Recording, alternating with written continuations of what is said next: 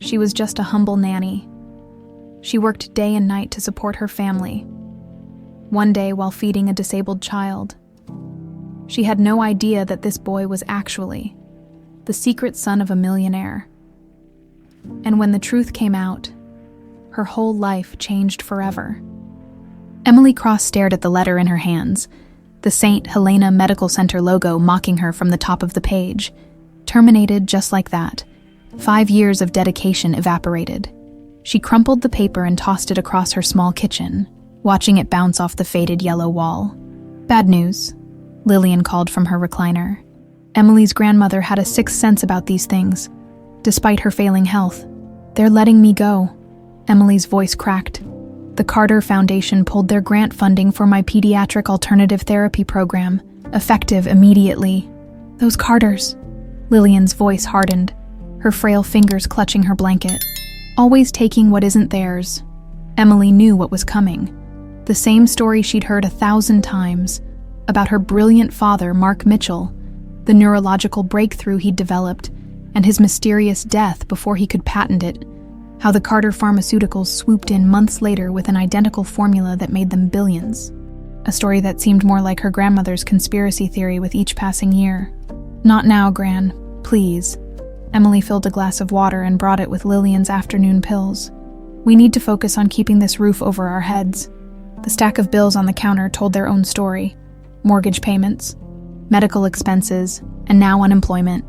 Emily's specialized skills in alternative therapies for children with disabilities didn't exactly make her a hot commodity in Chicago's competitive healthcare market, especially not with the whispers of inappropriate methods the Carter-funded review board had spread about her.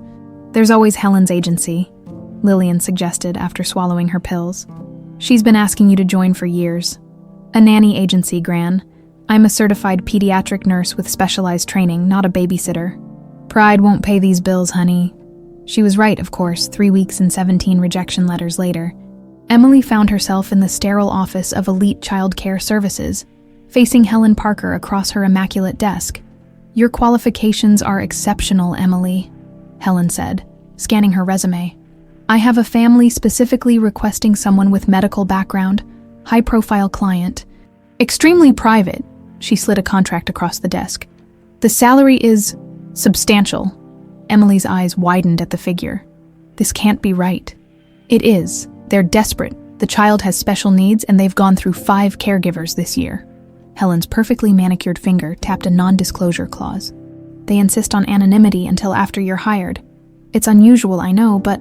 Emily thought of the foreclosure notice tucked in her purse, of Lillian's increasing medical bills.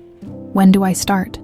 The winding driveway seemed endless, cutting through manicured grounds that belonged more in a period drama than suburban Chicago. Emily clutched her small suitcase as the driver, who hadn't spoken a word since picking her up, finally pulled up to an imposing stone mansion. "Someone will meet you at the entrance," he said, his first and only sentence before driving away after depositing her luggage on the gravel. The massive wooden door swung open before she could knock, revealing a thin woman with steel gray hair pulled into a tight bun. "Miss Cross, I'm Mrs. Reynolds, the housekeeper. Come in before you catch your death." The foyer's soaring ceilings and marble floors made Emily feel smaller than ever in her second-hand coat. Family portraits lined the walls. Generations of stern faces looking down with apparent disapproval. "Your room is upstairs, adjacent to Master David's suite. You'll meet him after you've settled in." Mrs. Reynolds led her through hallways that seemed designed to confuse. "The family is rarely here, Mr. Carter travels extensively for business, and Madam Carter has her own residence in the city, Doctor. Whitaker comes on Tuesdays and Fridays to adjust the boy's medications." "What exactly is David's condition?" Emily asked, trying to get any information about her charge. "Cerebral palsy, among other issues." Mrs. Reynolds' voice dropped. "He doesn't speak much, doesn't do much at all, really. Your job is primarily to ensure he takes his medications, follows his prescribed routine, and stays comfortable." Emily frowned. "That sounds more like a caretaker than what I was hired for. I specialize in developmental therapies for..." "The family has their own medical team," Mrs. Reynolds cut her off. "They're very specific about David's care regimen." After unpacking in her surprisingly comfortable quarters, Emily followed Mrs. Reynolds to a room at the end of the hall. The woman knocked softly before entering. David, your new nanny is here. The room was spacious but sterile, more hospital than child's bedroom. Despite the expensive toys lining shelves along one wall, a small boy sat in a motorized wheelchair by the window, his back to them. He didn't turn when they entered. "I'll leave you to get acquainted," Mrs. Reynolds said, closing the door behind her. Emily approached slowly, circling to face the child. "Hi, David. I'm Emily." David Carter couldn't have been more than 7, with dark curls and pale skin. His eyes, startlingly blue, focused somewhere beyond her. His right hand made small, repetitive movements against the wheelchair's armrest. "It's nice to meet you," she continued, kneeling to his eye level. "I'll be staying here to help you. Would you like to show me around your room?" No response. Emily noticed the array of prescription bottles on his nightstand. Too many for a child his age. She picked one up, reading the label. Her eyes widened in recognition. "That's a pretty serious medication for someone your age," she murmured. A sound from the hallway made her quickly replace the bottle. The door opened, and a distinguished older man in a lab coat entered. The new nanny. I'm Dr. Calvin Whitaker, the Carter family physician." His smile didn't reach his eyes. "Just doing my afternoon check on our boy." Emily straightened, extending her hand. "Emily Cross. I'm actually a pediatric nurse specializing in alternative therapies for—" "Yes, well, we have David's care well established," he cut her off, checking the boy's pulse. "His condition requires a very specific regimen that's been developed over years. I trust you'll follow it to the letter." As Dr. Whitaker adjusted an IV drip connected to David's arm, Emily caught the boy's eyes. For just a moment, she saw something there. Awareness. Intelligence. Perhaps even a plea. Before his gaze drifted away again. Later that evening, after David had been put to bed, Emily called Lillian from her room. "It's strange here, Gran. The boy is practically catatonic, but something doesn't add up. You should see the medications they have him on. Where exactly are you?" "Emily, you never said which family hired you." Emily hesitated. "I'm not supposed to say, but—" She lowered her voice. "It's the Carter estate. Can you believe it?" There was a crash on the other end of the line. Gran, are you okay?" "Get out of there!" Lillian's voice came back, suddenly urgent. "Emily, listen to me. You need to leave that house right now." "What? Why?" "Because—" Lillian's voice cut off abruptly. Emily checked her phone. The signal had disappeared. She tried calling back but couldn't get through. Looking out her window at the vast, dark grounds surrounding the mansion, she felt a chill run down her spine that had nothing to do with the autumn air. Somewhere down the hall, she heard a soft thump, followed by what sounded like a child's whimper. "David!" Emily rushed down the hallway toward the sound, her nurse's instincts kicking in. She found David's door ajar, a weak light spilling into the corridor. Inside, the boy was half hanging from his bed, his wheelchair just out of reach. "Hey, I've got you," she whispered, carefully lifting him back onto the mattress. "What were you trying to do, buddy?" David's eyes fixed on the window, where moonlight filtered through heavy curtains. Emily followed his gaze but saw nothing unusual. When she turned back, she noticed something clutched in his small hand, a crumpled photograph. "May I?" she asked, gently uncurling his fingers. The photo showed a younger David sitting on a woman's lap. Unlike the vacant expression he wore now, his face beamed with joy. The woman, presumably his mother, had her head turned slightly away from the camera. "Is this your mom?" Emily asked. David's eyes flicked to hers, then back to the window. It wasn't much, but it was response. More than Mrs. Reynolds had led her to expect. Emily tucked him back in, placing the photo under his pillow. "Our secret, okay?" After making sure he was asleep, she returned to her room and tried calling Lillian again. The call connected this time. "Thank God," Lillian answered on the first ring. "Emily, listen. What happened? You scared me half to death. You need to leave that house." Lillian's voice trembled. "The Carters, they're dangerous. Gran, I can't just walk out. This job is paying our mortgage." Emily sat on the edge of her bed. "Besides, there's something off about this place. The boy, I think he needs help."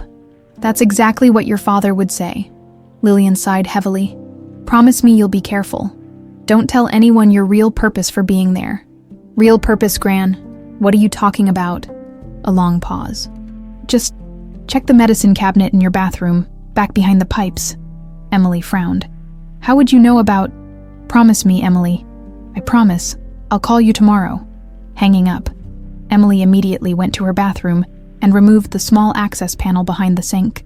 Wedged behind the pipes was a tarnished key with a tag reading, East Wing Library. How Lillian knew about this was beyond her. But Emily was too curious to wait until morning. The mansion was a different place at night. Shadows stretched across marble floors, and family portraits seemed to follow her with their eyes. Emily used her phone's flashlight, careful to avoid security cameras she'd noticed earlier. She found the library after several wrong turns. The key fit perfectly, unlocking a massive room lined with leather-bound books, their spines gleaming in the moonlight streaming through tall windows. Unlike the rest of the house, this room felt lived in. A half-empty whiskey glass sat on a desk, papers scattered around it. Emily approached cautiously, scanning the documents. Carter Pharmaceuticals Annual Report. Read 1. Beneath it lay several medical journals open to articles on neurological treatments. Something caught her eye. A familiar name in one of the citations. Mitchell M. Her father's name, heart racing. Emily flipped through more papers. Most were financial reports, but one folder labeled Project Renewal contained technical documents far beyond her understanding.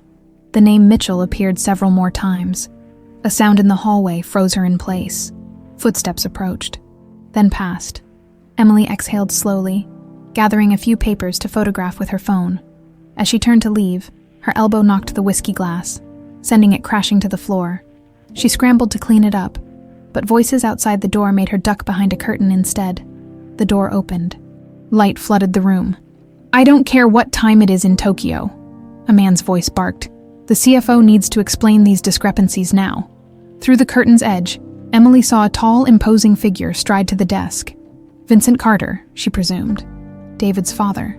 She'd seen his photos in business magazines. In person, the hard lines of his face were accentuated by premature gray at his temples. No, Mother, I'm not avoiding the board meeting, he continued, phone pressed to his ear. David's new caretaker arrived today. Yes, I'll assess her myself before leaving. He paused, listening. His expression darkened.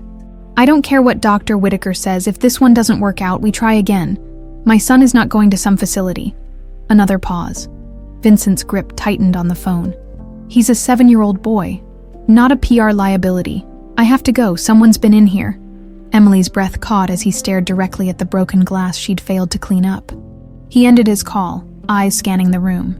For a terrible moment, it seemed he was looking right at her hiding place. But then he turned away, muttering about careless staff. After he left, Emily waited 5 excruciating minutes before slipping out and racing back to her room, heart pounding. Key morning brought routine. Mrs. Reynolds explained David's schedule, medications at precise times, physical therapy exercises, quiet activities, nothing that utilized the cognitive development techniques Emily specialized in. What about stimulation, learning activities? Emily asked over breakfast, which she ate alone since David took his meals in his room. Dr. Whitaker believes overstimulation aggravates his condition, Mrs. Reynolds replied stiffly. And what exactly is his full diagnosis? That information is in his medical file, which Dr. Whitaker will review with you at his next visit. Emily spent the morning following David's prescribed routine, taking mental notes of his medications. Many were powerful sedatives, enough to keep anyone in a near vegetative state, let alone a small child. When she helped him bathe, she noticed unusual bruising around his injection sites, evidence of long-term aggressive treatment. What condition could possibly warrant this pharmaceutical assault on a child's body? By afternoon, Emily had made her decision, as she supervised David's quiet time, him staring blankly at educational television he clearly wasn't absorbing. She placed her hand gently over his. David, she whispered, I think you're in there somewhere, and I'm going to help you find your way out. For just a moment, his fingers curled around hers. That evening, Vincent Carter appeared in the doorway during David's dinner. Emily jumped, nearly spilling the pureed food she'd been coaxing into the boy's mouth. Mr. Carter, I didn't hear you come in. Vincent's eyes, the same startling blue as his son's, assessed her coolly. Miss Cross, how is he today? Following his routine, sir. Emily straightened. Though I was hoping to discuss some alternative approaches that might.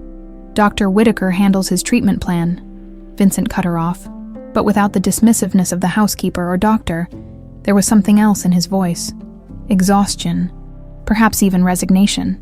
He approached David, awkwardly patting the boy's shoulder. David didn't react, continuing to stare at nothing. I'll be traveling for the next 2 weeks, Vincent said, turning back to Emily. Mrs. Reynolds will assist you with anything you need, as he turned to leave. Emily gathered her courage. Sir, may I ask what happened to David's mother? Vincent froze, his back to her. She decided a disabled child wasn't part of her life plan. His voice was low, dangerous. Don't mention her again. After he left, Emily sat beside David, processing this new information. Looks like it's just you and me for a while, buddy. Later, alone in her room, Emily called Lillian again. I found something, Gran. Dad's name is all over their research papers. I knew it, Lillian whispered. Emily, be careful. The Carters destroyed your father when he wouldn't sell them his formula.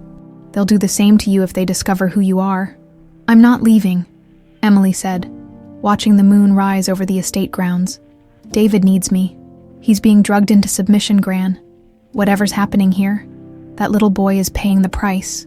Just like your father paid, Lillian murmured. Just like we all did. Emily started small. On day 3, she accidentally missed David's mid-morning sedative, diluting it in the sink instead of adding it to his juice. By lunchtime, his eyes tracked her movements around the room. A subtle change. But to Emily, it was like watching a light slowly switch on. I know you're in there, she whispered, while combing his unruly curls. And I think all these medications are keeping you locked away. That night, Emily pored over her father's old research journals that Lillian had shipped overnight in a care package of homemade cookies, between bites of snickerdoodle. She studied Mark Mitchell's elegant handwriting describing neural pathway development in children with cerebral palsy. Traditional treatments suppress symptoms rather than encouraging neuroplasticity, he'd written. Music and rhythmic stimulation have shown remarkable results in establishing new neural connections. The next morning, Emily brought her phone and small speaker to David's room. We're trying something different today, she announced, as if he could argue. Music therapy. She started with classical pieces, watching his face for reactions. Nothing. She tried jazz, pop, even heavy metal. Nothing. Then, on a whim, she played a simple piano lullaby her father used to hum. David's hand twitched. His eyes widened slightly. You like that one? Emily played it again, taking his hands in hers, helping him tap along to the rhythm. My dad used to play this for me. For 6 days, Emily carefully adjusted David's routine. She maintained the appearance of following Dr. Whitaker's regimen while implementing her own therapy sessions. She reduced medications gradually, recorded his baseline responses, and introduced tactile stimulation exercises from her father's research. On the 7th day, David spoke. Blue. The word was raspy from disuse, barely audible, but undeniably there. He'd been finger painting, another unauthorized activity, and pointed to the blue paint with a trembling finger. Yes. Emily could barely contain herself. That's blue, can you say it again? Blue, he repeated, a hint of a smile tugging at his lips. Emily wanted to dance around the room. Instead, she carefully documented the breakthrough in her hidden journal. Not in the official logs that Dr. Whitaker reviewed. Something told her this progress needed to remain their secret. What the hell are you doing? Emily jumped, nearly dropping the physical therapy ball she'd been using with David. She turned to find Vincent Carter in the doorway, his expression unreadable. Mr. Carter, you're back early. I asked what you're doing. This isn't part of David's approved therapy. His voice was cold, but his eyes moved from Emily to his son, with something like confusion before Emily could answer. David did something extraordinary. He rolled the therapy ball back to her and made a small sound of impatience when she didn't immediately roll it back. Vincent stepped forward, watching the exchange with disbelief. He's engaging with you. Yes, Emily held her ground. I've been incorporating some additional therapies that encourage response and interaction. His muscle tone has improved, and he's starting to communicate. Dr. Whitaker said his condition was irreversible. Vincent approached cautiously, as if David might disappear if he moved too quickly. He said further development was impossible. With all due respect, sir, Dr. Whitaker is wrong. Emily took a deep breath. Your son has been over-medicated to the point of suppressing his natural cognitive functions. The cerebral palsy affects his motor skills. Yes, but his mind is intact. Vincent knelt beside David's wheelchair. Is this true, son? Are you in there? David's eyes, clear and focused without the full dose of sedatives, met his father's. His hand moved slowly, deliberately, until his small fingers touched Vincent's larger ones. But blue, David said, pointing at his father's tie. Like sky. Vincent Carter, the infamous hard-nosed pharmaceutical magnate, broke. Tears filled his eyes as he took his son's hand between both of his. Yes, he whispered, like the sky. Emily quietly stepped back, giving them space for what was clearly their first real interaction in years. Later, after David had been put to bed, Vincent summoned Emily to his study. Explain everything, he demanded, pouring himself a generous whiskey. And don't leave anything out. For nearly an hour. Emily outlined her observations and the modifications she'd made. She carefully framed her approach as standard therapeutic techniques, never mentioning her father's research or her specialized training. Just in case this apparent transformation in Vincent was an act, the medications prescribed by Dr. Whitaker are predominantly sedatives and mood stabilizers, she explained. They're treating symptoms that could be addressed through therapy instead. In fact, they're creating additional problems by suppressing his cognitive functions. Vincent sat silently, absorbing her words. Finally, he asked, "Why didn't the other specialists see this?" "Perhaps they weren't looking," Emily said carefully. "Or perhaps they were instructed to maintain a certain protocol." Vincent's eyes narrowed. "Are you suggesting someone deliberately kept my son in that state?" Before Emily could answer, the study door swung open. An elegant older woman in a designer suit swept in, followed by Dr. Whitaker.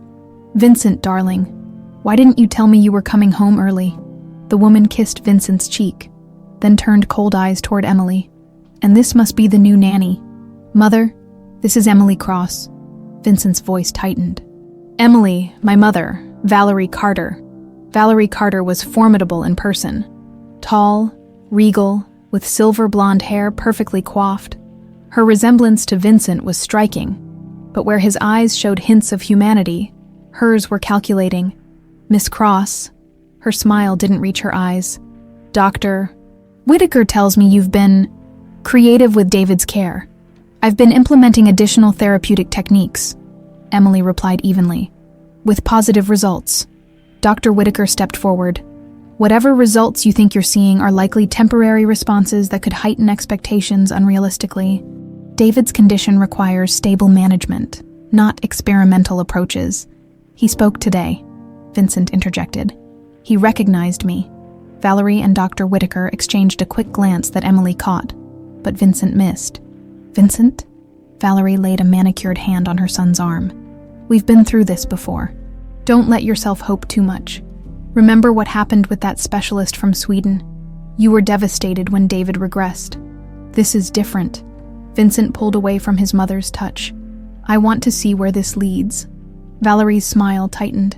"Of course, darling. But Dr. Whitaker should supervise any changes to David's regimen. After all, that's why we keep him on retainer, isn't it?" The tension in the room was palpable. Emily knew she was witnessing a power struggle, but couldn't yet determine all the players or stakes. "Miss Cross?" Dr. Whitaker's tone was professionally dismissive. "Please provide me with detailed notes on any deviations you've made from my prescribed care plan. I'll need to assess potential risks immediately."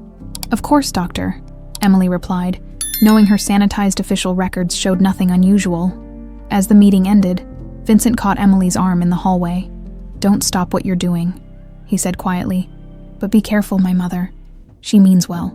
"But she's controlling when it comes to David." Emily nodded, not trusting herself to speak. If he only knew who she really was, whose daughter she was, would he still want her help? Or would she be dismissed like all the others who had tried to help David that night as she checked on David before bed? He was awake, eyes bright in the dim light. "Emily," he whispered. the first time he'd said her name. Bad lady. Coming. A chill ran down Emily's spine. What bad lady, David? But he had already retreated into silence, his gaze now fixed on the window where rain had begun to fall, pattering against the glass like warning fingers. Vincent Carter began visiting his son daily. It started awkwardly, stilted conversations and uncertain touches, but Emily watched as the ice between them slowly melted. He used to love boats, Vincent mentioned one afternoon, watching David manipulate clay with improving dexterity. Before the accident, I was teaching him to sail on the lake. What accident? Emily asked, seizing the opportunity to gather information. Vincent's face darkened. When he was 2, he was with the nanny in my car. The brakes failed coming down the mountain road from our summer house. His hands clenched. The nanny died.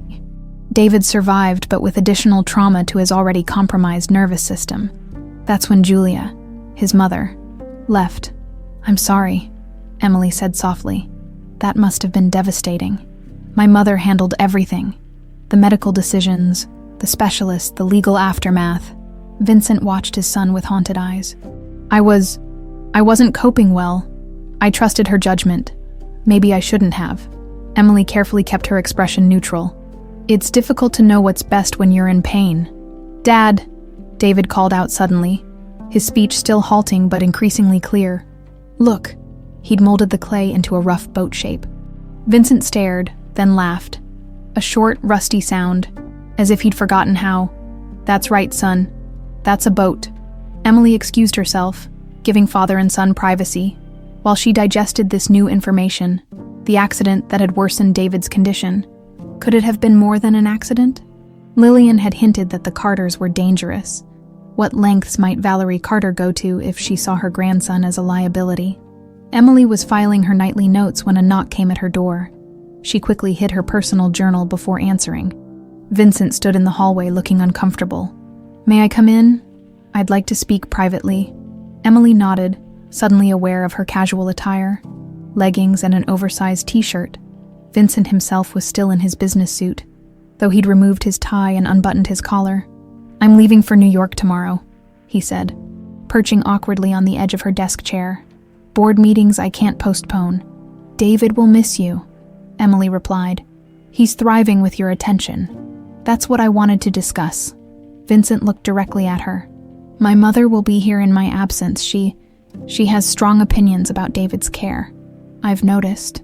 She means well. She's always protected me, especially after my father died. His expression softened momentarily.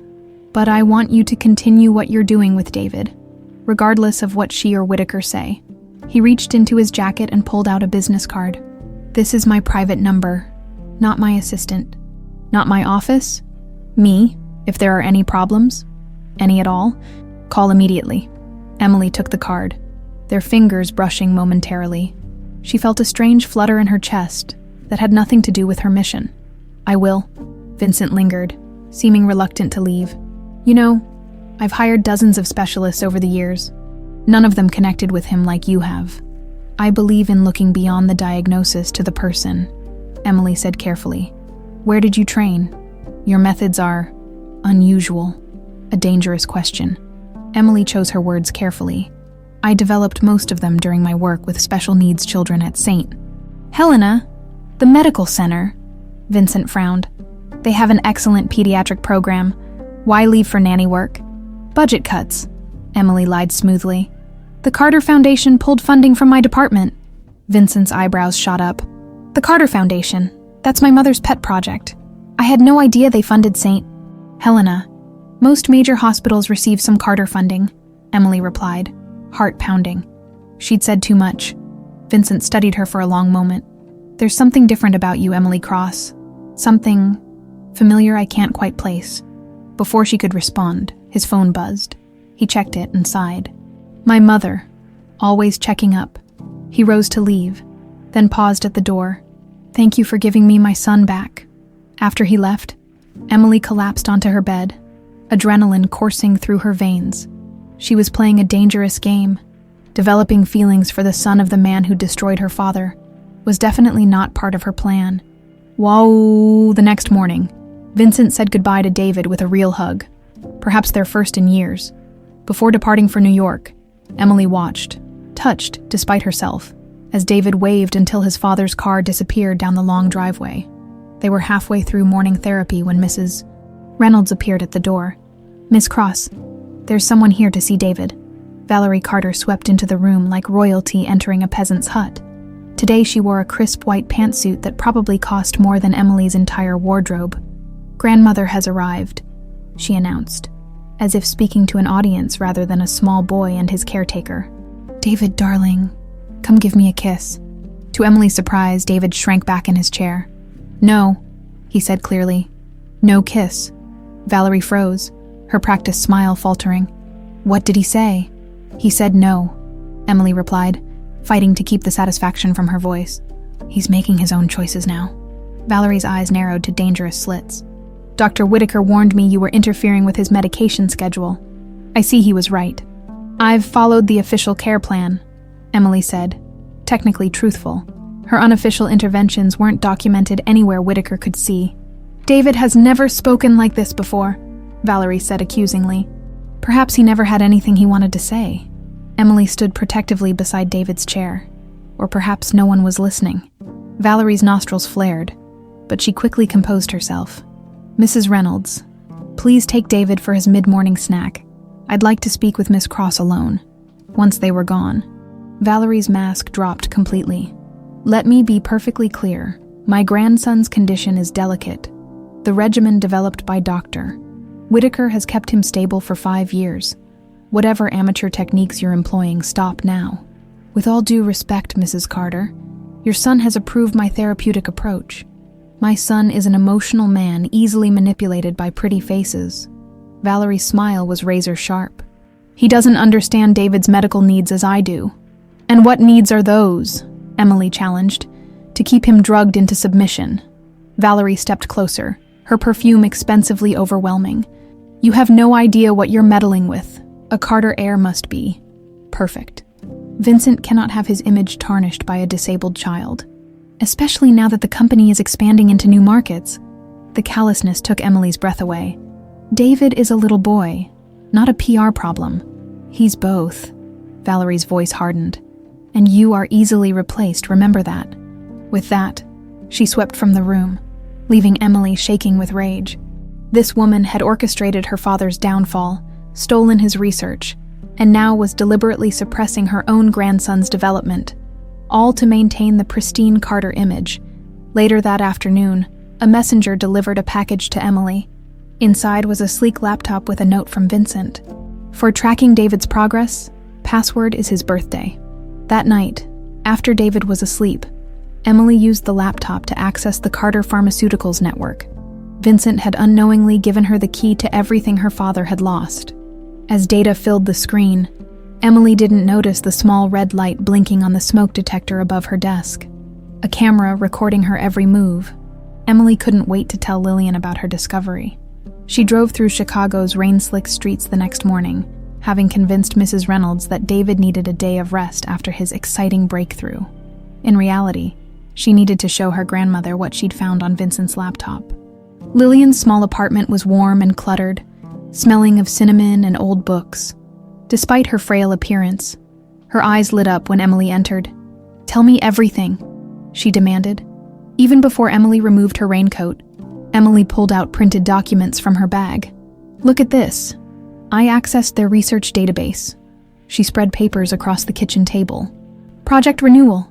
It's Dad's formula, Gran. They barely changed it.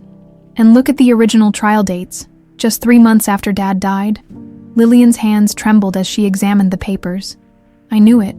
All these years. They've been profiting from his work." "There's more," Emily continued. "I think David's accident wasn't an accident at all. Vincent mentioned brake failure, but I found an internal memo questioning the inspection report. It was buried deep in their legal files. Would they really hurt their own grandson?" Lillian looked horrified. "Not Vincent," Emily clarified. "He genuinely loves David. But Valerie, you should hear how she talks about him. Like he's a PR liability, she's keeping him drugged to hide his condition." Lillian sat heavily, her expression distant. "I need to show you something." She disappeared into her bedroom, returning with a yellowed newspaper clipping. "I've kept this all these years. I couldn't bring myself to show you before." Emily took the brittle paper. It was a society page from 25 years earlier, a photo of a younger Valerie Carter at a charity gala. Beside her stood a handsome man Emily recognized from photos. Her father, Mark Mitchell. Dad knew Valerie. Lillian nodded grimly. They were colleagues first, then more. I think she expected him to leave your mother for her. But he didn't. A month later, he was working for their competitor. A year after that, he was dead. Emily stared at the photo, new understanding dawning. This wasn't just about business. It was personal. "Hell hath no fury," Lillian murmured. "But that was decades ago. Why would she still? Some people can sustain hatred forever." "Emily, it gives them purpose." Emily sank into a chair, mind reeling. "David said something about a bad lady coming. I thought he meant Valerie, but what if he meant someone else?" Lillian clutched her granddaughter's hand. "Emily, promise me you'll be careful if Valerie discovers who you really are." "She won't," Emily assured her, though uncertainty gnawed at her confidence. "I need to get back to David." As she rose to leave, a news alert flashed on her phone. Carter Pharmaceuticals announces revolutionary neurological treatment. Accompanying the headline was a photo of Vincent at a press conference, looking polished but tired. Lillian saw it too. The anniversary gala. What gala? Carter Pharmaceuticals turns 50 next month. It's all over the business news. There's going to be a huge celebration at the mansion. Emily's pulse quickened. That's my chance. If I can find definitive proof by then, I can expose them publicly when all eyes are on the company. Or you could leave now. With what you already have, Lillian countered. Emily shook her head. It's not enough. They'd bury it with their legal team, besides. She hesitated. I can't abandon David. He's making real progress. Lillian studied her granddaughter's face. Be honest, Emily. Is this still about your father? Or is it becoming something else? Emily couldn't answer. Returning to the mansion, Emily was surprised to find an unfamiliar car in the driveway, a sleek convertible that screamed money and attention. Inside, she heard a woman's laughter drifting from the main sitting room. "Ah, the nanny returns." Valerie's voice dripped with condescension as Emily entered. "Come meet our guest." A stunning blonde woman rose from the sofa. Even without introduction, Emily recognized her from tabloid covers and reality TV snippets. Julia Hastings, former model, socialite, and David's absent mother. "So you're the miracle worker," Julia said, extending a manicured hand. "Valerie tells me you've done wonders with my darling boy." Emily shook her hand, noting the absence of any calluses or signs of real work. "David is making progress through consistent therapy and reduced medication." Reduced medication? Julia's perfectly sculpted eyebrows arched. "Is that safe?" "Perfectly safe," Emily assured her. "In fact, it's allowing his natural abilities to surface." "How fascinating," Julia replied, though her eyes showed no real interest. She turned to Valerie. "May I see him now?" "Of course, darling. He's been waiting for you." Emily highly doubted that. "David is usually napping at this hour. We've made an exception for this special reunion," Valerie said icily. "Run along and prepare him, won't you?" Emily hurried to David's room, finding him already dressed in clothes she'd never seen before, a miniature suit that made him look like a corporate heir rather than a little boy. "David," she said gently, kneeling beside his wheelchair. "Someone's here to see you. It's your mother." David's eyes widened with what Emily recognized as fear, not excitement. "No," he whispered. "Bad lady." Emily's heart sank. "You remember her?" He nodded frantically. "Hurt. She hurt." Before Emily could ask more, the door swung open. Julia swept in, cameras clicking in her mind's eye, though none were physically present. "My precious boy," she exclaimed, bending to embrace David, who stiffened in her arms. "Mommy's back." Valerie followed, watching the scene with calculating eyes. "Isn't this wonderful?" "David, your mother has returned just as she promised." Emily caught the lie. According to Vincent, Julia had abandoned them, not promised to return. Something was very wrong with this reunion. "David needs consistency," Emily interjected. "Sudden changes can be disruptive to his progress." Julia straightened. a brittle smile fixed on her perfect face. "Naturally, I'll work with you to ensure a smooth transition. Now that I've found healing through my spiritual journey, I'm ready to be the mother he deserves." How convenient that your spiritual journey coincides with Carter Pharmaceuticals' record-breaking stock performance, Emily couldn't help remarking. Valerie's eyes flashed dangerously. "Miss Cross, remember your place. Julia is David's mother. Her rights supersede any attachment you may have formed." David reached for Emily's hand, his small fingers seeking reassurance. "I'm not leaving you," she whispered to him. "Actually," Julia said, examining her flawless nails, "I was thinking David might benefit from coming to live with me in Malibu. The ocean air would be wonderful for his health." David's grip tightened painfully on Emily's hand. "Vincent would never agree to that," Emily said confidently. "Vincent and I are discussing a reconciliation," Julia replied smoothly. "For David's sake, of course." The pieces suddenly clicked into place. Valerie was orchestrating this whole scenario, bringing Julia back to neutralize Emily's influence, and perhaps even Vincent's growing independence. "If you'll excuse us," Valerie smiled thinly. Julia would like some private time with her son. Emily hesitated, looking at David's frightened face. "I don't think—" "That wasn't a request, Miss Cross." Reluctantly, Emily left, but not before whispering to David, "I'll be right outside. You're safe." In the hallway, she immediately texted Vincent, "Your ex-wife is here with your mother. They're talking about moving David to Malibu. Call me." No response came. After 30 excruciating minutes, Julia emerged from David's room. "Poor little thing got all worn out and fell asleep," she announced. "We'll continue our reunion tomorrow." Emily rushed into the room to find David curled in his bed, his eyes closed but his body tense. "They're gone," she whispered. His eyes flew open, wet with tears. Take me." "I won't," Emily promised, stroking his hair. "I won't let anyone take you away." But as she heard Valerie and Julia laughing downstairs, Emily wondered how she could possibly keep that promise against such powerful opponents. Vincent still hadn't returned Emily's urgent texts by morning. She tried calling, but it went straight to voicemail, with no other options. She focused on protecting David from whatever Valerie and Julia were planning. She was helping David with breakfast when a tap on the window startled her. A man stood outside, motioning her to come out, tall and lean with a baseball cap pulled low. His face was hard to make out. "Who's that?" David asked, his speech improving daily. "I don't know, buddy. Stay here for a minute." Emily stepped onto the patio, keeping a safe distance from the stranger. "Emily Cross." His voice was quiet. "Cultured. Who wants to know?" "Someone who shares your interest in Carter family secrets." He glanced nervously toward the house. "I need to speak with you privately. It's about Mark Mitchell's formula." Emily's blood ran cold. "How do you—" "The coffee shop on Mapleton Drive, 10 o'clock. He backed away.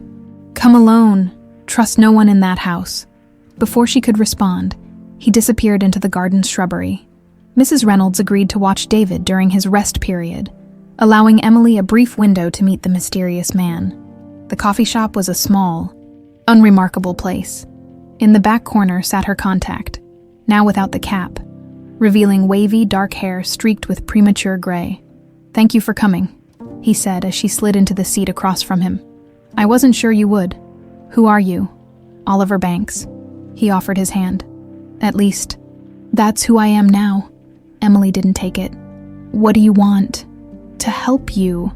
His eyes, strikingly familiar, searched hers. "And to help David? You've been making remarkable progress with him. How could you possibly know that?" A sad smile crossed his face. "Because I've been watching the house for months, gathering evidence, originally against Vincent. But now," he shook his head, "things have changed. You still haven't told me who you really are."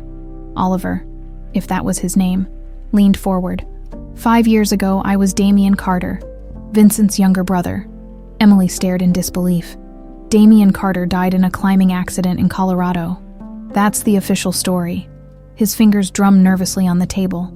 "The truth is, I found documents, proof that my mother and Vincent stole Mark Mitchell's formula and deliberately caused his death. When I confronted them, my accident was arranged. Only, I survived. Why should I believe you? Because you're Mark Mitchell's daughter." His gaze was unwavering. "Yes, I know who you are. I've done my research too." Emily felt exposed, vulnerable. "How?" "The same way you've been investigating the Carters." He slid a folder across the table. "This is just a sample of what I have. Financial records showing payments to the medical examiner who ruled your father's death natural causes. The original brake inspection report from David's accident, mysteriously replaced in the official investigation." Emily's hands trembled as she opened the folder. "Why are you showing me this now?" "Because time is running out. My mother is making her final move, using Julia to regain control of Vincent and eliminate David as an heir." "Eliminate? You don't mean—" "I don't know how far she'll go." His expression darkened. "But David wasn't supposed to survive that car crash 5 years ago. It was meant for both him and the nanny." Emily felt sick. "We need to go to the police." "With what? Circumstantial evidence against one of the most powerful families in America?" Damien shook his head. "We need something irrefutable, and we need to protect David until we have it." "The company anniversary gala," Emily realized. "Everyone will be there. Press, shareholders, board members." "Exactly," Damien nodded. "The perfect opportunity to expose everything." "But how do I know this isn't a trap?" "That you're not working for Valerie." Damien unbuttoned his shirt collar, revealing a jagged scar running down his neck. "This is what loyalty to Valerie Carter earned me. My own mother tried to have me killed because I threatened her precious company image." The raw pain in his voice convinced Emily more than any document could. "All right, I'm listening." They spent the next hour formulating a plan.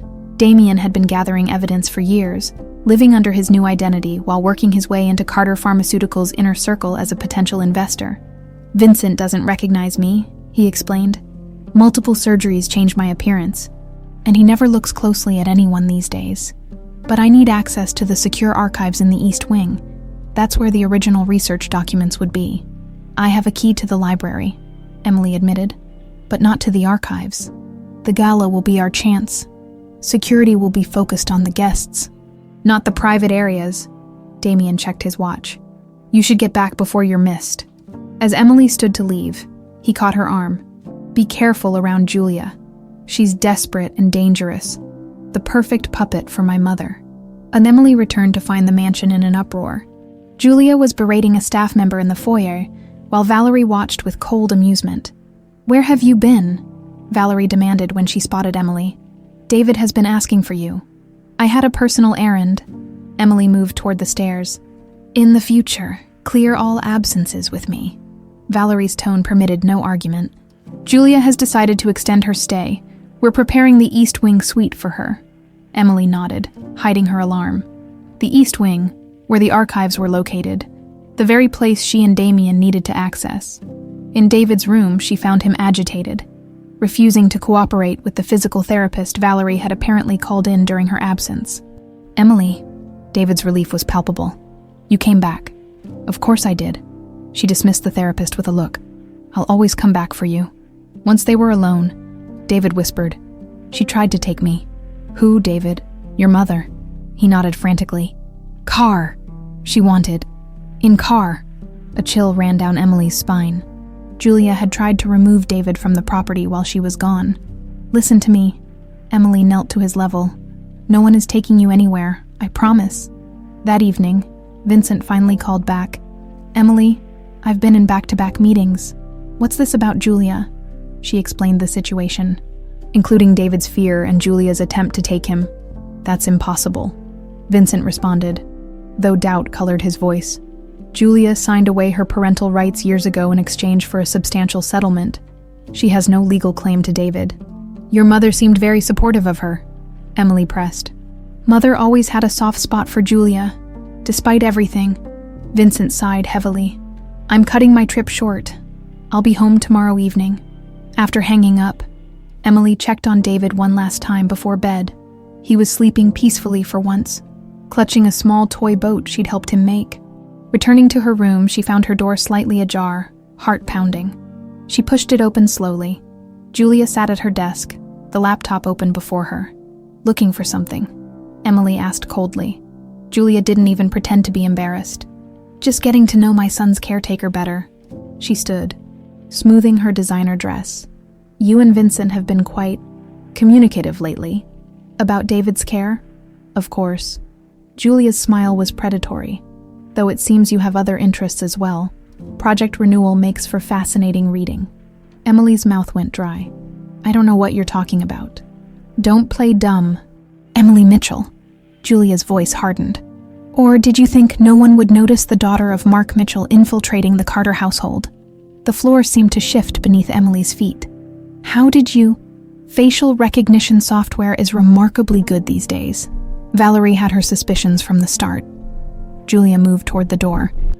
The question is, what to do about you now? If anything happens to me, everything I've found goes public, Emily bluffed. So dramatic, Julia laughed. No one's planning to harm you. In fact, you've been quite useful. David's improvements make him much more valuable now. Valuable? He's a child, not an asset. He's a Carter heir with a trust fund worth billions and a voting share in the company that activates on his 18th birthday. Julia's eyes glittered with greed. As his mother and guardian, I'd control that vote until then. Valerie finds that arrangement convenient. Vincent will never allow it. Vincent is being managed. Julia's hand rested on the doorknob. Just as you have been, sweet dreams, Emily. Enjoy your last night in this house. After Julia left, Emily sank onto her bed, mind racing. Her cover was blown. David was in immediate danger, and Vincent was still hours away. She needed to act now. Grabbing her phone, she texted the number Damien had given her. They know who I am. We move tonight. The reply came instantly. East Gate. 1 hour. Bring David. Adrenaline surged through Emily's veins as she crept through the darkened hallway to David's room. The mansion's normal creaks and groans seemed amplified. Every shadow a potential threat. She found David asleep, his face peaceful in the soft glow of his nightlight. David, she whispered, gently shaking his shoulder. Wake up, buddy. We need to go. His eyes fluttered open, instantly alert. Bad ladies. Yes. Emily's heart broke at his immediate understanding. We need to leave for a little while. She quickly gathered essentials, medications she couldn't skip. His warmest jacket, the toy boat he loved, working efficiently. She disabled the simplest of his monitors that might trigger alarms and bundled him into his wheelchair. Adventure? David asked, his voice tinged with both fear and excitement. A very quiet adventure, Emily confirmed, pressing her finger to her lips. The service corridors were their best option. Emily had mapped them during her late-night explorations weeks earlier, noting which doors squeaked and which security cameras had blind spots. Pushing David's wheelchair carefully to minimize noise, she navigated the labyrinth of narrow passages used by staff. They were almost to the East Wing exit when footsteps approached from around the corner. Emily quickly backed into an alcove, holding her breath as Dr. Whitaker passed, deep in conversation with someone on his phone. Can't be rushed, he was saying tensely. The dosage has to be precise or it could be traced. Yes, I understand the urgency, but... He paused, listening. Fine. Tomorrow night then. Emily's blood ran cold. She didn't need context to understand the implications of his words. Once Whitaker disappeared down another corridor, she rushed forward, reaching the east gate where Damien was waiting in a nondescript sedan. You made it, he said, helping her load David into the back seat. Any trouble? We overheard Whitaker planning something for tomorrow night, Emily explained as they drove away from the estate. Something about dosages that couldn't be traced. Damien's knuckles whitened on the steering wheel. She's escalating the timeline. We need to move faster. Where are we going? Emily asked, keeping her voice calm for David's sake. Somewhere safe. A place Mother doesn't know about. 20 minutes later, they arrived at a modest lakeside cabin. Though rustic from the outside, the interior was retrofitted with modern amenities and security systems. I bought this under my new identity, Damien explained, helping David settle into a bedroom clearly prepared for their arrival. No connection to the Carter name. Once David was asleep again, Emily and Damien sat at the kitchen table spreading out their evidence. Julia exposed me, Emily said. They know I'm Mark Mitchell's daughter. I'm not surprised, Damien replied. Mother has been suspicious for weeks. That's why I accelerated our timeline. We still don't have enough. Emily gestured at their documents. Nothing directly proving they stole my father's formula or orchestrated his death. But we have this. Damien pulled a flash drive from his pocket. I retrieved it from an old safe deposit box today. It's my father's private journal. He documented everything. His suspicions about Mother's involvement with your father, the sudden acquisition of the formula after Mark's death, even his concerns about Mother's attitude toward David after his diagnosis. Emily connected the drive to her laptop, her heart racing as she scanned the journal entries. Charles Carter's elegant handwriting detailed his growing suspicions about his wife's ruthless business tactics and mysterious relationship with Mark Mitchell. He believed she was having an affair, Emily noted, reading further. And when my father ended it, she never forgave him, Damien finished. My father suspected, but could never prove, that Mother had something to do with Mark's sudden illness. A particular entry caught Emily's eye. Valerie insisted we move forward with the Mitchell formula despite my ethical concerns, when I suggested reaching out to Mitchell's widow for proper compensation. She became enraged. Something is very wrong. I've engaged a private investigator to look into Mark's death. God help us all if what I suspect is true. 2 weeks later, Charles Carter died of an apparent heart attack. He was going to expose her, Emily whispered, and she couldn't allow that. Damien's voice was hollow. Just like she couldn't allow me to question her methods 5 years ago, Emily continued reading, finding entries about young David. My grandson's diagnosis has affected Vincent deeply, but Valerie's reaction disturbs me. She spoke of family purity and Carter legacy in ways that chilled my blood. I've updated my will to protect the boy, but I fear it won't be enough. This is the motive, Emily realized. She couldn't bear having an imperfect heir. That's why she orchestrated the accident, and why she's been keeping him drugged and isolated, Damien agreed. A hidden Carter is better than one who might embarrass the family name. We still need the formula, Emily said. Proof that what Carter Pharmaceuticals markets as renewal is actually my father's work. There's only one place that would be, Damien replied. The secure archives in the East Wing, and our only chance to access them is during the gala when security is focused elsewhere. Emily thought of Dr. Whitaker's ominous phone conversation. We can't wait for the gala. They're planning something for tomorrow night. Then we move tomorrow, Damien decided. I'll call in a favor with a former colleague at the Chicago Tribune. If we get the evidence, he'll run the story immediately, as they finalize their plan. Emily's phone buzzed with a text from Vincent. Where are you? The house is in chaos. Call me immediately. Should I tell him? She asked Damien. He considered carefully. Not everything. Not yet. But we need him away from Mother's influence. Emily called Vincent, her heart pounding. Emily, where the hell are you? Where's David? His voice was frantic. We're safe, she assured him. Vincent, listen carefully. Julia and your mother are planning something dangerous. I overheard Dr. Whitaker discussing untraceable dosages. What are you talking about? My mother would never... The car accident 5 years ago wasn't an accident, Emily interrupted. And I have reason to believe your mother was involved. Silence stretched across the line when Vincent finally spoke. His voice was different, harder, colder. That's a serious accusation. I have evidence, Vincent, but I need more. Tomorrow night, I'm going to access the archives in the East Wing. I need you to keep your mother distracted. Why should I trust you? You've taken my son.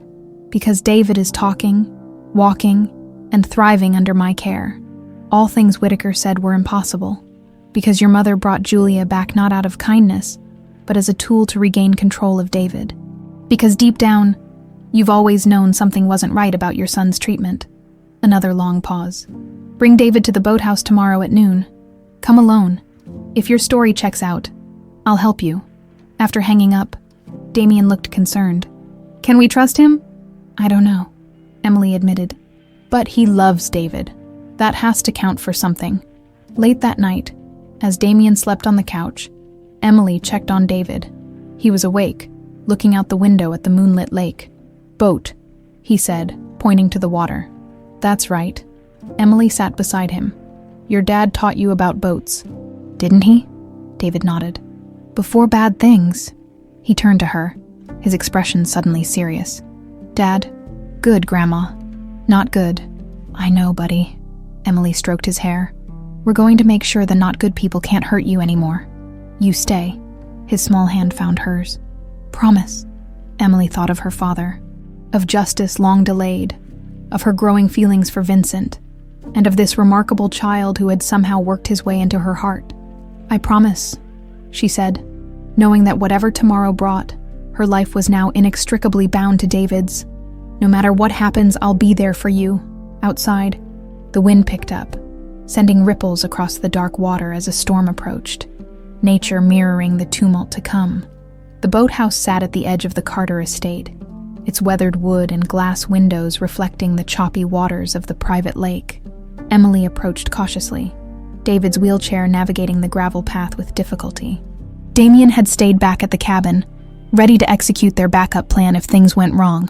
"Boat," David said, pointing excitedly at the structure. "Dad's boat." "That's right." Emily squeezed his shoulder reassuringly. "We're going to see your dad." She checked her watch. Exactly noon, Vincent was punctual. If nothing else, the boathouse door swung open before they reached it. Vincent stood framed in the doorway, his normally impeccable appearance disheveled. Dark circles shadowed his eyes, and his jaw was tight with tension. "David," his voice softened as he knelt before his son's wheelchair. "Are you okay?" David nodded enthusiastically. "Adventure with him, Lee." Vincent's gaze shifted to Emily, hardening again. Inside, now, the boathouse interior was immaculate, with gleaming wooden boats suspended from the ceiling and expensive fishing gear lining the walls. A small sitting area overlooked the water.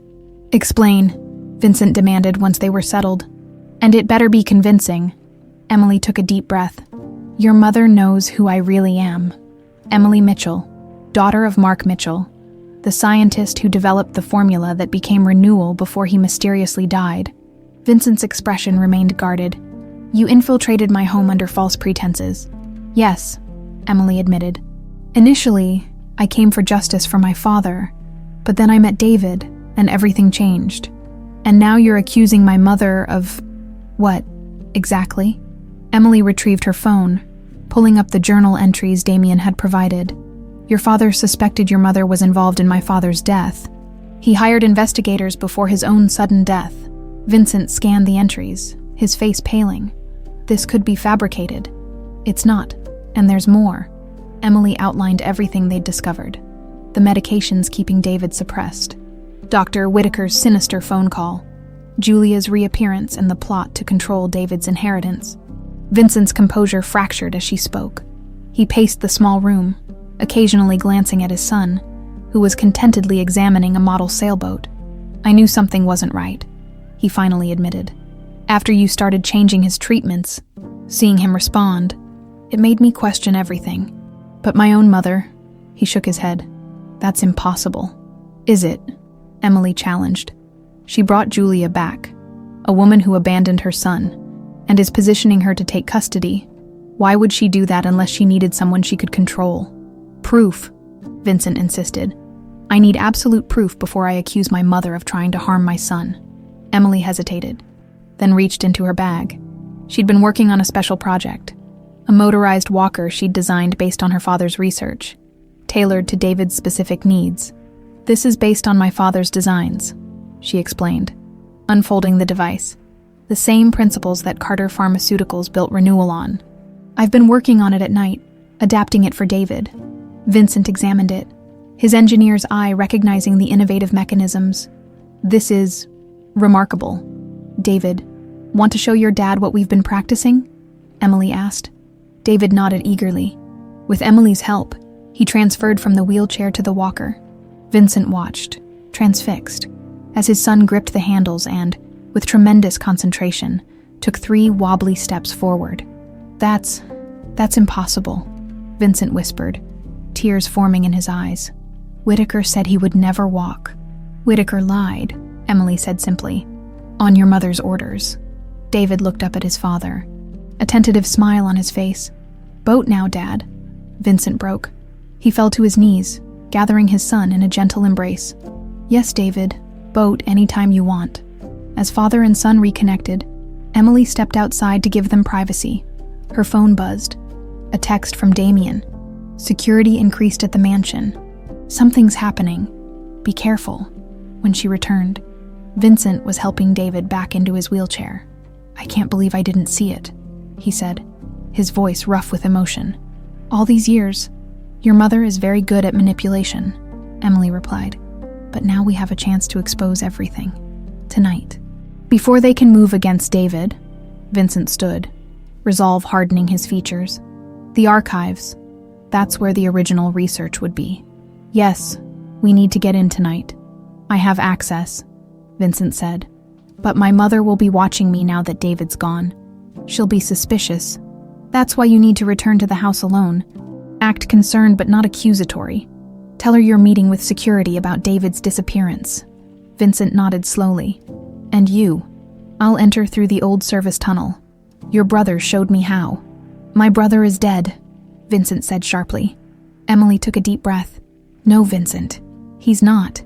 The revelation of Damien's survival initially met with disbelief, then anger, and finally a stunned acceptance as Emily shared the evidence of Valerie's involvement in the accident.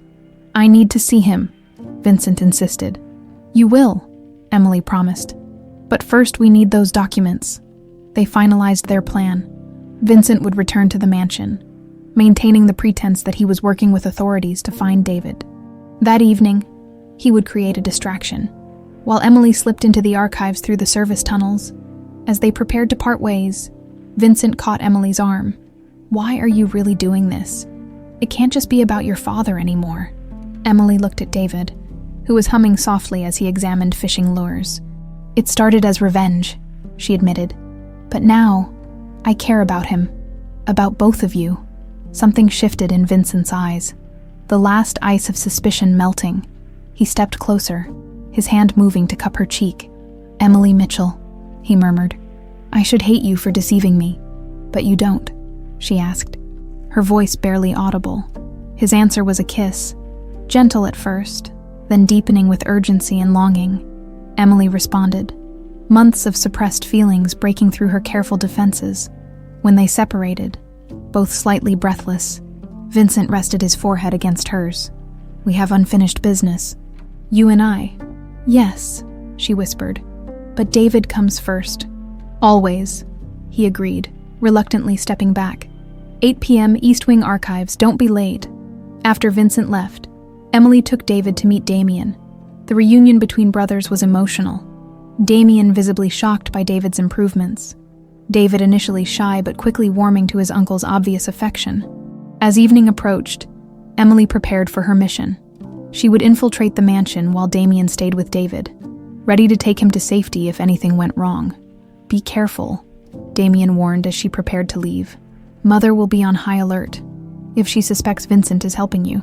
"I'll be quick," Emily promised. Checking her phone one last time, a text from Lillian caught her attention. "Coming to help, almost there." Emily froze. "Oh no. What is it?" Damien asked. "My grandmother. She's on her way to the mansion." Lillian had indeed decided to take matters into her own hands. Arriving at the Carter estate in a taxi, she presented herself at the front gate with remarkable confidence for a woman in her 70s. "I'm here to see Valerie Carter," she informed the security guard. "Tell her Lillian Mitchell is here. She'll remember me." The name worked its magic minutes later. Lillian was escorted through the imposing front doors into a sitting room where Valerie Carter waited, her posture rigid with tension. "Lillian," Valerie said coolly, "after all these years, I assume you're here about your granddaughter's employment situation." "Emily always was headstrong," Lillian replied, settling into an armchair despite not being invited to sit. Just like her father, at the mention of Mark, something flickered across Valerie's perfect mask. "Yes? Well, the apple doesn't fall far from the tree, though I hope she's less naive than Mark was." "Naive?" Lillian's eyes narrowed. "Is that what you call a man who refused to be bullied or bought?" The two women stared at each other, decades of history crackling between them. "We were friends once," Lillian continued, her voice softer. "Before Mark, before all of this." Valerie's laugh was brittle. "Friends? Is that how you remember it? You introduced me to your brilliant brother-in-law, knowing I was falling in love with him, then watched him choose your sister instead. He loved Grace," Lillian said simply. You couldn't accept that. I could have given him everything. Valerie's composure cracked slightly. Instead, he died in obscurity, and his formula made my family billions. Ironic, isn't it? Lillian leaned forward. So you admit it. You stole his research after you killed him. Valerie's smile was chilling. I admit nothing, and now, if you'll excuse me, I have a missing grandson to find and a company gala to prepare for. She stood, signaling the end of the conversation, though I suspect your granddaughter knows exactly where David is. As Lillian was escorted out, she passed Vincent in the hallway. Their eyes met briefly, his questioning, hers resolute. The game was now in motion. With David's life hanging in the balance, thunder rolled across the Chicago skyline as Emily made her way through the service tunnel. Guided by the blueprint Damien had provided, the storm that had been threatening all day had finally arrived. Matching the turbulence of her thoughts, Lillian's unexpected appearance at the mansion complicated everything. What if Valerie decided to use her grandmother as leverage? Her phone vibrated with a text from Vincent. Mother distracted in West Wing. Security diverted, 20-minute window. Emily quickened her pace, navigating the damp, narrow passage until she reached the access door. The key Damien had given her turned smoothly in the lock, revealing a utility closet that opened into a seldom-used corridor of the East Wing. Moving silently, she followed Vincent's instructions. Arriving at an imposing oak door marked Private Archives, Vincent was already there, his expression tense as he ushered her inside. Security cameras are on a loop, he whispered, locking the door behind them. But we don't have much time. The archives were impressive. A climate-controlled room with rows of filing cabinets and glass display cases containing Carter Pharmaceuticals' most significant documents and prototypes. In any other circumstance, Emily would have appreciated the historical significance. Now, she focused solely on their mission. Project Renewal would be here. Vincent led her to a section marked Neurological Breakthroughs. The original research should be in these files. They worked methodically. Sifting through immaculately preserved documents, Vincent's hands froze as he pulled out a thick file labeled Mitchell Acquisition. Here, he said, his voice hollow. This is it. The file contained everything. Mark Mitchell's original formula, handwritten notes on his methodology, and most damning of all, a memo from Valerie to the board, dated 2 weeks after Mark's death, claiming the research as a Carter Pharmaceuticals development. She erased him, Emily whispered, pain lancing through her chest as she touched her father's handwriting. Just wrote him out of existence. Vincent's face had grown increasingly pale as he read through the documents. There's more, he said, pulling out a thin folder marked Medical Interventions. Inside were records of payments to doctors, including Dr. Whitaker, with instructions for managing David's care. The language was carefully coded, but the intent was clear. Keep David sedated. Limit his development. Present his condition as far more severe than it was. My God, Vincent breathed. She's been deliberately suppressing his progress since he was diagnosed. But why? Emily asked. He's your son. He's an imperfect heir. Vincent's voice was bitter. Mother always said the Carter legacy had to be protected. I thought she meant the company, but she meant the bloodline. His hands trembled with suppressed rage. And I let her do it. I trusted her with my son. Emily placed her hand over his. You didn't know. I should have, he replied, self-loathing evident in every word. I was so focused on the company, on proving myself worthy of the Carter name, that I didn't see what was happening under my own roof. A sudden noise outside the archives snapped them both to attention. Vincent quickly photographed the most damning documents while Emily gathered physical evidence they could take, her father's original notes, the payment records to Whitaker. Time's up, Vincent whispered as footsteps approached. The utility exit. Now. They had just reached the hidden door when the main entrance swung open. Valerie Carter stood framed in the doorway, her expression a mask of cold fury. Behind her loomed 2 security guards and Dr. Whitaker. Vincent, she said, her voice eerily calm. I thought I'd find you here. Mother. Vincent stepped forward, deliberately placing himself between Valerie and Emily. You have some explaining to do. Do I? Valerie glided into the room, her designer dress rustling softly with each step. I believe it's Miss Mitchell who owes us an explanation for kidnapping your son. David is safe, Vincent replied. Away from the drugs Whitaker's been pumping into him on your orders. A flicker of surprise crossed Valerie's perfect features before her composure returned. I see she's poisoned your mind with her ridiculous theories. Not theories. Vincent held up his phone, displaying the incriminating documents. Facts. You've been deliberately suppressing David's development, Mother. Why? Because he wasn't the perfect Carter heir you wanted. He was damaged, Valerie snapped, her mask finally cracking. A Carter with cerebral palsy. The board would never accept him as your successor. I was protecting him, protecting all of us. By drugging him into oblivion, Emily interjected. By staging an accident that made his condition worse. Valerie's gaze cut to Emily like a blade. You're just like your father. Naive, self-righteous, and ultimately expendable. So you admit it, Vincent said quietly. You killed Mark Mitchell and stole his research. I acquired his research after his unfortunate passing, Valerie corrected smoothly. Business, Vincent, something you've never fully understood despite my best efforts. And my brother's accident, Vincent pressed. Was that business too? Something flickered in Valerie's eyes, possibly the first genuine emotion Emily had seen there. Damien was going to ruin everything.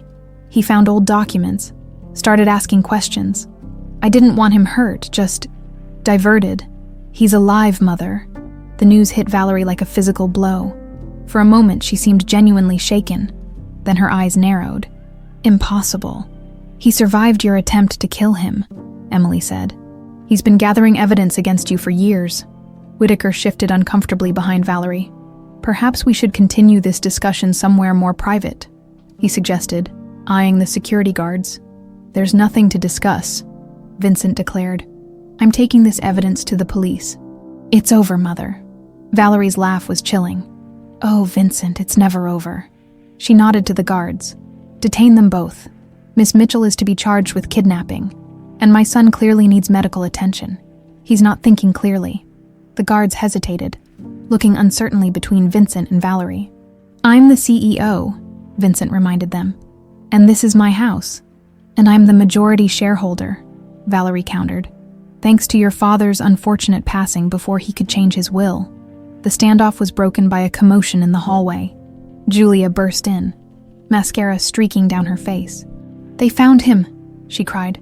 David's been located at some cabin by the lake. The police are on their way now. Emily's blood ran cold. No, she whispered. Damien and David were supposed to be safe there. Vincent grabbed her arm. We need to go now. Taking advantage of the distraction, they bolted through the utility door. Slamming it shut behind them, Vincent led Emily through a maze of corridors she hadn't seen before, emerging into the stormy night through a side entrance. My car, he said, pulling her toward the garage. We need to reach them before the police do. As they raced through the rain, lightning illuminated the mansion behind them. In an upstairs window, a figure watched their escape. Valerie, her silhouette rigid with fury, already on her phone. Thunder crashed as Vincent's Aston Martin roared to life. The storm had intensified, turning roads treacherous, but Vincent drove with desperate determination. She'll destroy everything, Emily said, clutching the documents they'd managed to save. She'll claim I manipulated you, that Damien isn't really alive, that all of this is some elaborate scheme. Not this time. Vincent's jaw was set, his eyes fixed on the rain-slicked road. For once in my life, I'm seeing her clearly, and so is everyone else. Emily's phone rang. Damien. They found us, he said without preamble, his voice tight with tension. Someone must have tracked your phone. We're moving David now. Where? Emily asked. The only place she'd never expect. Damien replied cryptically. The place where it all began. Meet us there in 1 hour. The call ended abruptly. Emily relayed the message to Vincent, whose expression darkened. I know where he means, he said, making a sharp turn onto a different road. The old Mitchell house where your father lived. And died. Rain lashed the windshield as they raced against time, the storm growing more violent with each passing minute. Nature itself seemed to be building toward a cataclysm, mirroring the human drama unfolding beneath its fury. Behind them, multiple sets of headlights appeared. Valerie's security team in pursuit. Hold on, Vincent warned, pressing the accelerator. The powerful car surged forward, but on the rain-slicked roads, even the best engineering had its limits. As they rounded a sharp curve, the tires lost traction. Emily's scream was lost in the thunder as the car spun, careening toward the guardrail that separated the road from a steep embankment. Vincent fought the wheel, but physics would not be denied, with a sickening crunch. The guardrail gave way, and for a moment, they were airborne. Then darkness claimed them, as the car tumbled down the hillside. The last thing Emily saw before losing consciousness was the irony of it all. Another accident on a rainy night, orchestrated by Valerie Carter to protect her precious legacy. Pain brought Emily back to consciousness, a sharp, throbbing ache in her head, and a dull burn along her left arm. The car had come to rest at an angle, its front end crumpled against a tree. Rain pounded the broken windshield, distorting her vision. Vincent. Her voice was barely audible over the storm. She turned to find him slumped against the driver's door, a trickle of blood running down his temple. Vincent. His eyes fluttered open. Emily, are you... I'm okay, she assured him, though her body screamed otherwise. We need to get out. Can you move? Vincent tested his limbs gingerly. Nothing broken. I think, just battered. They managed to force open the passenger door, half climbing, half falling out into the pouring rain. The embankment was steep but navigable, covered in undergrowth that had slowed their descent. My phone, Emily realized, patting her soaked pockets. It's gone. Mine too, Vincent confirmed grimly. Probably somewhere in the wreckage. Headlights swept across the road above them, accompanied by the wail of sirens. Valerie's security team had given way to actual police. We can't let them find us, Vincent said, pulling Emily into the shelter of the trees. Mother will have told them any story that serves her purpose. They stumbled through the woods, using lightning flashes to guide their way, both running on pure adrenaline. Emily's medical training told her they were likely in shock, their injuries temporarily masked by survival instinct. How far to the Mitchell house? She asked between labored breaths. 3 miles, maybe 4, Vincent replied. We can cut through the Westlake property. The journey was nightmarish. Mud sucking at their feet, branches whipping their already battered bodies, the storm unleashing its full fury. By the time they reached the outskirts of an older, modest neighborhood, both were exhausted beyond measure. Mark Mitchell's former home stood at the end of a quiet cul-de-sac, its mid-century architecture unremarkable except for the laboratory addition he'd built onto the back. Most of the lights were off, but a faint glow emanated from what had once been Mark's workspace. Vincent and Emily approached cautiously, circling to the rear entrance, through the rain-streaked windows. They could make out Damien pacing inside, while David sat bundled in blankets on an old couch. Lillian was there too, surprise of surprises, preparing something in the small kitchenette. Damien flung open the door at their knock, his expression shifting from wariness to alarm. Jesus, what happened to you two? Mother happened, Vincent said grimly as they staggered inside. Car accident, staged, most likely. Lillian rushed to Emily, her nurse's eyes cataloging injuries. Sit down before you fall down, both of you. While Lillian tended to their wounds with the first aid kit Damien had brought, they exchanged information. Damien had indeed received warning that the cabin was compromised, but not from Emily's phone as they'd feared. Dr. Whitaker called me, Lillian explained, dabbing antiseptic on Vincent's temple. He's having a crisis of conscience, it seems. Said he couldn't be part of hurting a child anymore. Whitaker, Vincent was incredulous. He's been Mother's puppet for years. He was her lover once, Lillian said matter-of-factly, and her accomplice in many things, including your father's death and Mark's, but even he has limits apparently.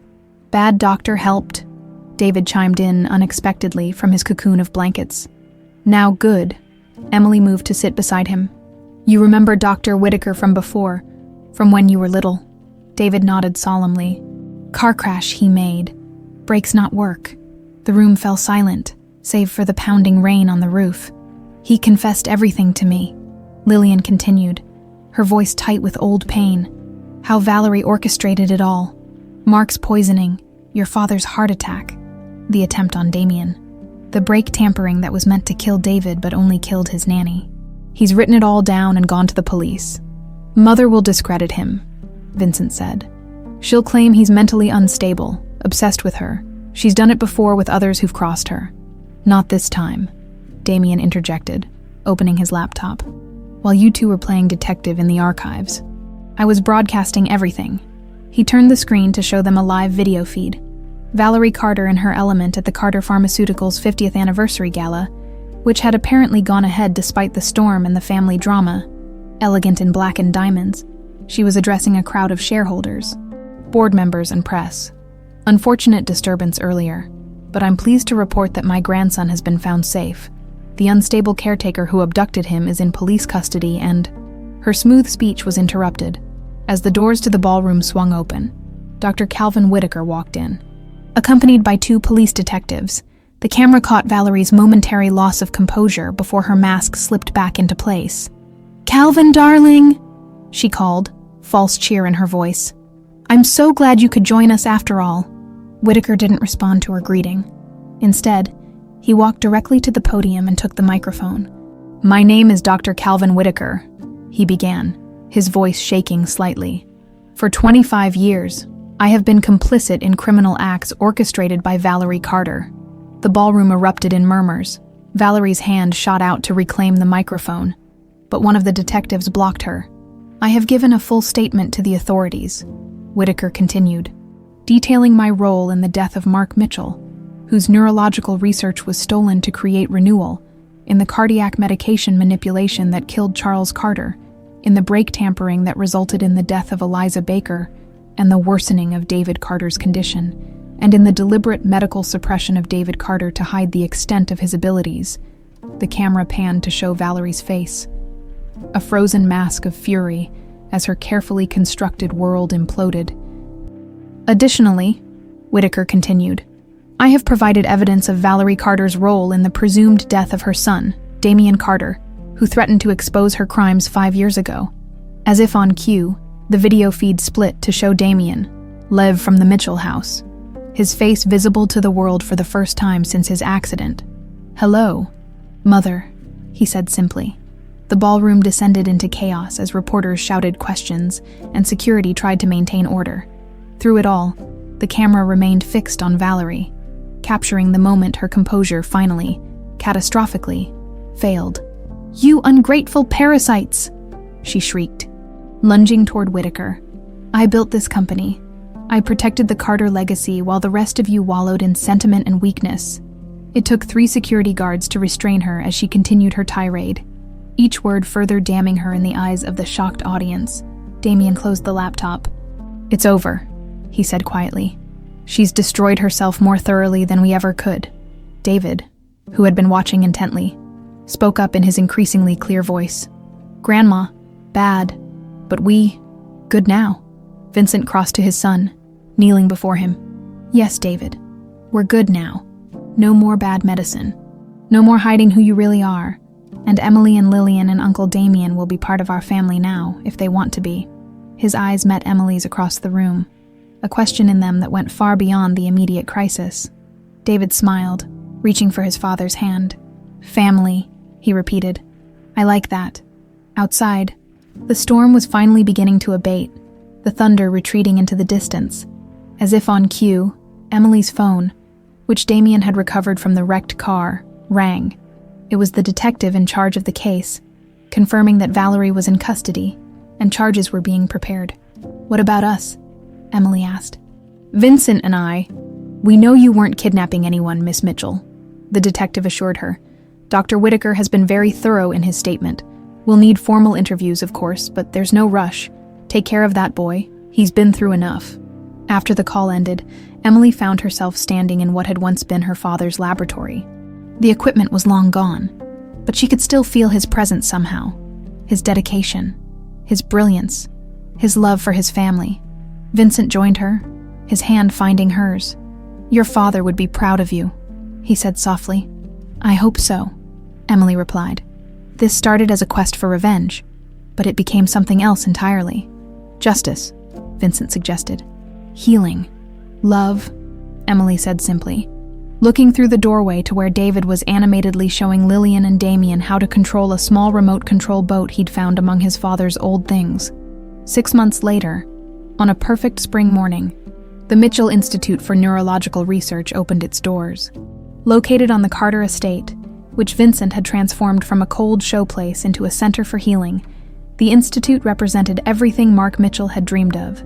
Science in service of compassion, David, now making remarkable progress with proper therapy and free from unnecessary medications, played a pivotal role in the ceremony.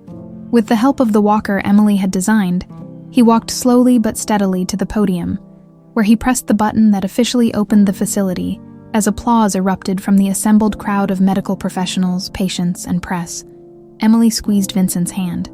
Together, they had rebuilt something beautiful from the ashes of tragedy. Not just the institute, but a family bound by love rather than obligation or appearance. In a private care facility across town, Valerie Carter watched the ceremony on television, her expression alternating between moments of lucid rage and confused detachment.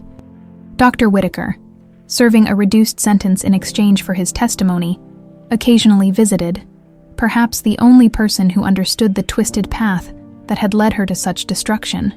But on the sun-drenched lawn of what was now the Mitchell Carter estate, the focus was on the future, not the past. The true miracle wasn't that David had learned to walk, though that was remarkable enough, but that he had taught an entire family the power of truth, forgiveness, and unconditional love. As David returned to their side, Emily and Vincent each took one of his hands, the three of them standing together as a family that had been forged in darkness, but would thrive in light.